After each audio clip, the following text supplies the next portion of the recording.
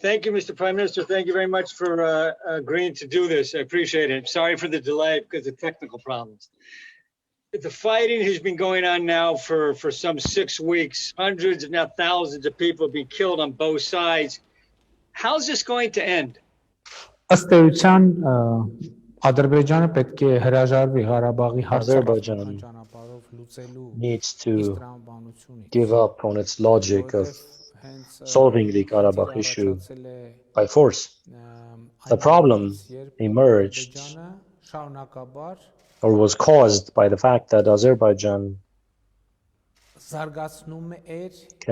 was continuously promoting a logic of military solution to the question, to the issue. And when it became clear for Azerbaijan that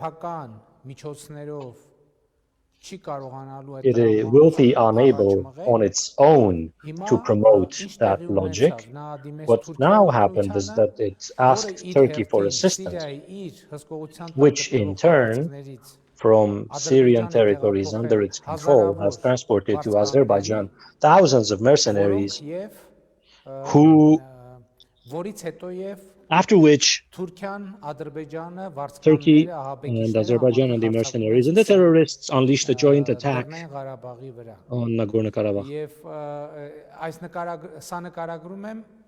I am describing this to make clear how difficult the situation is. Because as we can see, there is not just one entity involved in this process. This complicates the situation a lot more. I think because of all of this, the issue no longer is confined to the logic of the Nagorno-Karabakh issue, because mercenaries are engaged and their presence in the region poses a threat to not only Nagorno-Karabakh and Armenia, but also Iran has stated it views it as a threat. Russia has stated it views it as a threat. And allow me to say, in my opinion, a number of recent events happening in Europe and around the world that are at least indirectly linked with what is happening in Nagorno-Karabakh. You're referring to the non-constructive position of Turkey. So the short answer to your question is Azerbaijan needs to give up on its maximalist ambitions and needs to give up on its stated policy of carrying out genocide against the Armenians of Nagorno-Karabakh. But again, I mean, this conflict has been going on now for decades. What was the trigger that sparked it at this moment? Was it Turkey? What was it? Well, as I already said in my answer to your previous question, it was indeed Turkey's engagement which caused Azerbaijan, which was because Azerbaijan had understood that it cannot on its own find a military solution to the Karabakh issue. So it asked Turkey for help. And Turkey, in turn, recruited mercenaries and transported them to Azerbaijan. But I guess my question having its own political interest. I'm sorry, what's not clear to me is whether this was a Turkish initiative or an Azerbaijani initiative. Well, I think it was a joint initiative. And I want to state that now, or in the past, we had indirect evidence and proof of the engagement of mercenaries. We now have concrete evidence. And that evidence is as follows. The Defense Army of Nagorno-Karabakh has already captured 2 mercenaries as prisoner.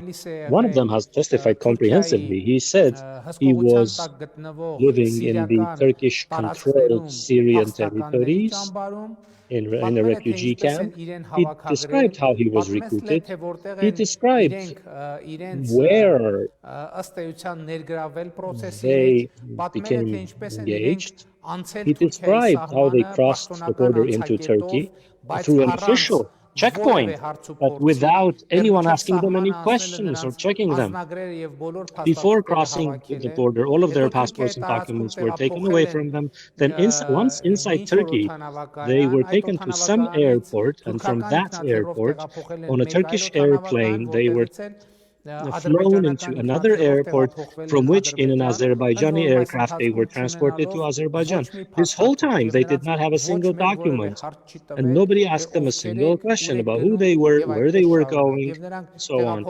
So these people transported to Azerbaijan were promised $2,000 a month as mercenaries, and there are thousands of mercenaries like this now taking part in this war against Nagorno-Karabakh. And I think that this situation should become the subject of an international investigation.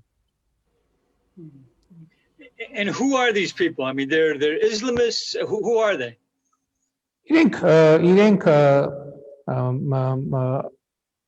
ենթադրաբար մի մասը Presumably, some of them are members of extremist groups.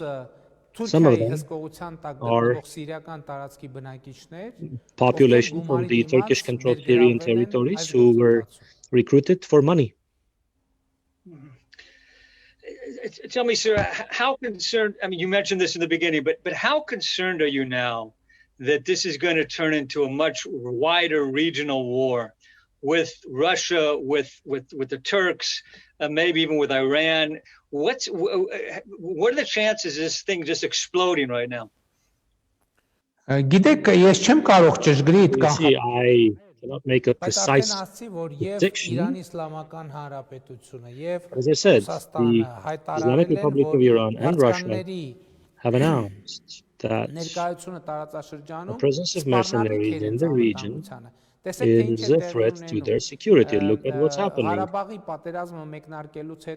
After the war started in Karabakh, in the North Caucasus, which is the North Caucasus republics of Russia, we heard reports in those areas of Russian law enforcement having neutralized groups, cells of terrorists who had infiltrated from abroad, who had infiltrated from Syria. And it was a clear hint at them being members of these same groups of mercenaries that had infiltrated into Russia. Iran is extremely concerned about this situation. Պատերազմը միշտ էլ անկանխատեսելիության որոշակի տար պարունակում է There is some way to predict. It's very hard to predict the course of the war. Nobody can say for sure how far this will go or how far it will not go, what the reach of this war will be. But what is important is this mechanism which I described as proven with specific evidence is a mechanism which is in place, which is working, and this mechanism now could be used in different parts of the world. And that's why I said this is Turkey's policy, and it's the continuation of the policy Turkey is implementing in the Mediterranean Sea or in its relations with Greece and Cyprus, or in Libya, in Syria, in Iraq. You see, it's a totally new mechanism that has been put in place. And this mechanism may be manifested in different places in different ways. It's very hard to tell and predict. So in this sense, I think we have entered a new field of unpredictability. For so long as the international community does not respond very specifically to this behavior by Turkey. But specifically, what do you think Turkey's trying to do? What's Turkey's aim? Osmanyan կայսրության վերականգնումը Reinstate the Ottoman Empire, as strange as it may sound. So the reports that yesterday you asked Russian President Putin for security assistance as part of your security treaty with Moscow. What do you want from Russia? Գիտեք, մենք ունենք You դաշնակցային see, we have հարաբերություններ Ռուսաստանի a partnership հետ relationship with the Russian Federation, պայմանագիր and we have a համագործակցության treaty վերաբերյալ on cooperation, այդ պայմանագիրը նախատեսում է and that անվտանգության treaty ընդհանուր prescribes մարտահրավերներին ընդհանուր դիմակայում եւ մենք այս a ընթացքում common response to the common security challenges.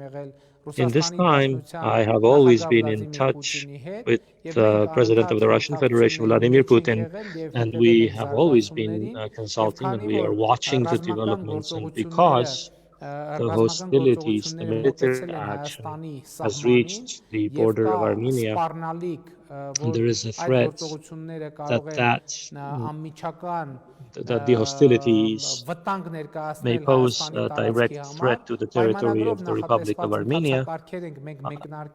We have launched the procedures stipulated by the treaty so as to continue our consultations for managing any future developments in this situation. But overall, I can tell you that in this situation, in order to support Armenia, Russia is doing whatever is currently possible, and Armenia is generally pleased with how Russia has been honoring its partnership commitments towards Armenia. As part of employing this mechanism, this treaty mechanism, I mean, could you envision Russia sending troops to the Armenian border? Would that be something that you would want? Russian troops are already deployed on the Armenian borders, and this is no news. They have always been here. And in the territory of Armenia, Russia has military base number 102. In addition to that military base, as I said already, the borders of Armenia are, including the borders of Armenia with Turkey and Iran, are guarded by the Russian border troops. And currently, the Russian border guards have representatives also along other parts of our border. Tell me, sir, who is best suited to mediate right now? I mean, the Minsk group hasn't had a lot of success over the years. Who needs to get involved to kind of calm things down? Գիտեք, իհարկե ԵԱԿ Մինսկի խումբը շարունակում է մնալ The OSCE Minsk group continues to remain the only international format for resolution of the Nagorno-Karabakh issue. But in practice, Russia is now making the most active mediation efforts as a state. And this is understandable because Russia is directly present in the region. Is there any Russia is role? a country of this region. Is there any role that you see that Israel can play in mediating the conflict, given that it has good ties with Իսրայելը հիմա շատ ակտիվորեն Israel is now very actively engaged in this conflict because Israeli UAVs are actively used in the war against Nagorno-Karabakh, and I think that Israel should think about the following. Mercenaries, Islamist terrorists, and Israel are now on the same side, basically. So Israel should think, is this really a convenient position for Israel? Mr. President, I mean, you recalled your ambassador from Israel for consultations because of this issue, because of the arms sales. What steps are being taken to kind of smooth over tensions with Jerusalem over this? So are there any steps being taken? I mean, are you in consultation, discussion with Israel now about how to smooth things over? What I can tell you is that these consultations are ongoing, and as I said already, the question we have formulated is the one I voiced moments earlier, I want to underline not just for Israel, but for the international community, we need to acknowledge that now in Karabakh, in Artsakh, what is happening is a new type of international engagement being tested. Turkey has in Syria quite ample opportunities to recruit mercenaries. And this was once tried in Libya. Next, it is being tried in Nagorno-Karabakh. And who knows where it will be tried next?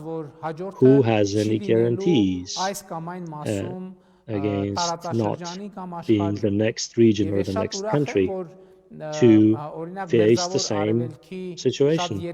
I'm very glad that many countries in the Middle East, including many Arab countries, are making a proper assessment, calling this by its name, understanding what a threat this situation poses to international peace and stability. This is a question that is not any particular state alone. It's a question for the international community as a whole.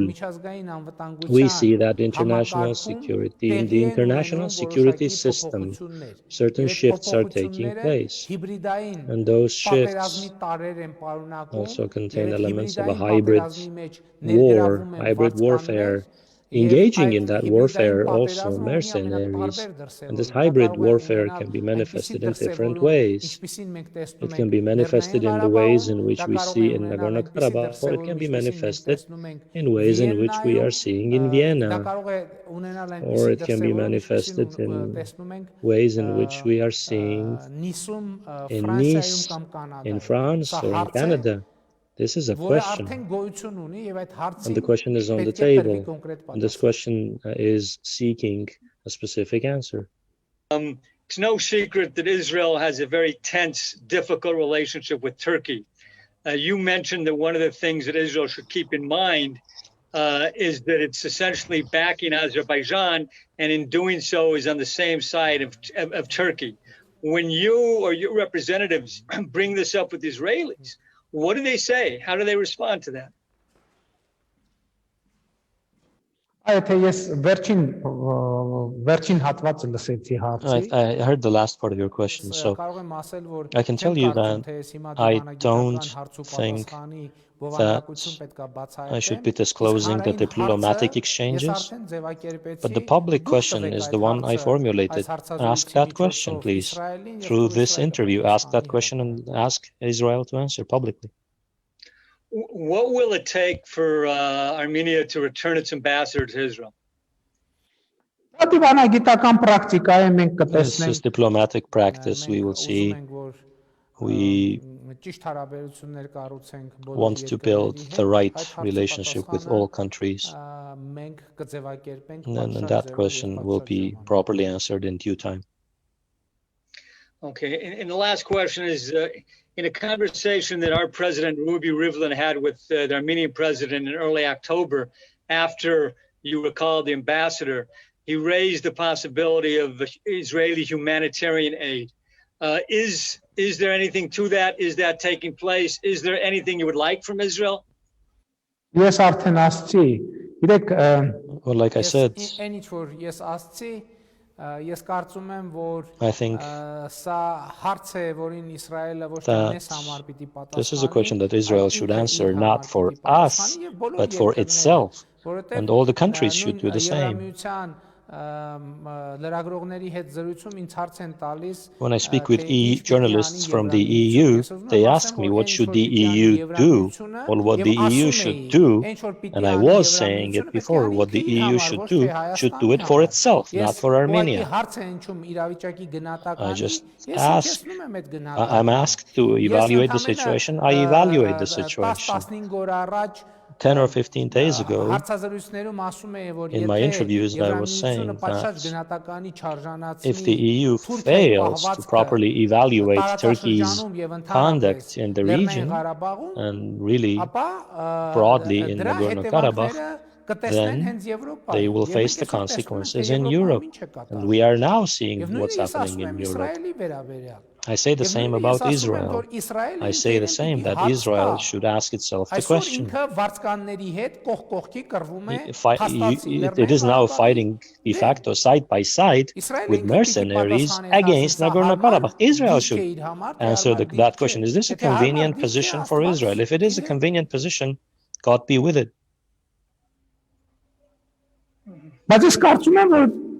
But I think that there will be specific consequences there, and you will have to face those consequences.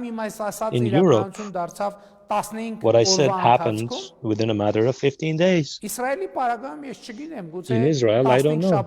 Maybe 15 weeks, maybe 15 days, maybe 15 years. That's not the point. But what the point I am trying to make is that there is a totally new mechanism of a foreign policy implemented by Turkey. And clearly, that mechanism is going to be used in different places. If it is allowed to manifest itself. Today, that possibility is allowed in Nagorno-Karabakh. And we are seeing it now to start to manifest itself in Europe, in America. Who said we will not see its manifestations in Israel? I think we will see. So Israel should think whether this is a convenient position now to be with the mercenaries in the same trenches, on the same side of the trenches, and to have the same target. But when you say that there could be consequences in 15 days or 15 months or 15 years for Israel, what are you referring to, sir? I described the new mechanisms of policy used by Turkey when it has the possibility of recruiting mercenaries from its territories under its control in Syria, not unlimited but ample opportunity to recruit these people, plus its imperialistic ambitions. And those ambitions are towards the north, the south, the east, and the west. And we will be seeing manifestations of those ambitions. How come we can see these manifestations in Vienna, in Austria, in France, Canada, but can't see them in Israel? I think we will definitely be seeing those manifestations. So if I understand you, and I mean that Israel is contributing to it. So to that time coming closer. If I understand you correctly, what you're saying is that the Turks could one day enlist Syrian mercenaries to march on Jerusalem. Is that? Yes, որևէ կոնկրետ բան նկատի չունեմ։ Ես նկատի ունեմ քաղաքական միջավայրը, քաղաքական մթնոլորտը, specific. I mean the political environment, the political atmosphere, and the gaps which have emerged in the international security system. And if there are gaps, and if there are corridors, loopholes, somebody will try to pass through them. And this is not necessarily going to happen in only one area or in two areas. There will be traffic in all possible directions. Okay, and the last question again is just the one I asked previously. Is there anything as far as humanitarian assistance that Israel could give your country right now? The answer I gave you.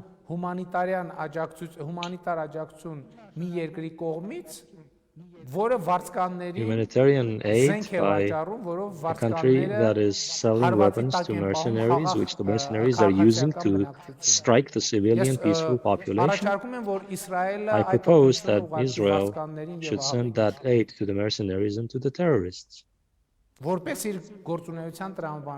as the logical continuation of its activities. Okay. Thank you, sir. Appreciate this.